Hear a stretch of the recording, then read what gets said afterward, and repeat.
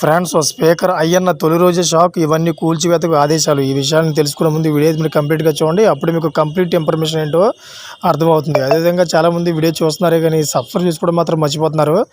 దయచేసి సబ్స్క్రైబ్ చేసుకోండి. సబ్స్క్రైబ్ చేసుకోవడం వల్ల నేను చేసే ప్రతి ఒక్క అప్డేట్ మీరు ముందుగానే పొందగలుగుతారు.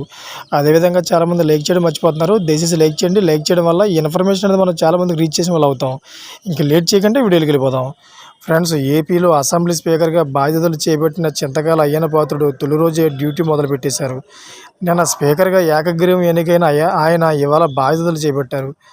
అయితే ఈ సందర్భంగా ఆయన్ను CM Chandrababu, deputy CM Pawan కళ్యాణ్తో పాటు పలువురు మంత్రులు, ఎమ్మెల్యేలు అభినందించారు. వైసీపీ ఇవాళ సభకు రాకపోవడంతో మిగతా సభ్యులు మాత్రమే కొత్త స్పీకర్ అయ్యన్నపై మాట్లాడారు.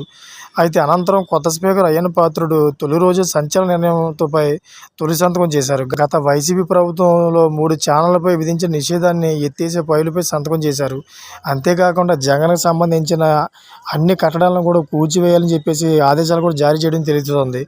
అయితే అనంతరం మీడియాతో మాట్లాడుతూ కీలక వ్యాఖ్యలు చేశారు. స్పీకర్ పదవి రావడంతో సంతోషంగా ఉందని అయ్యన్న తెలిపారు.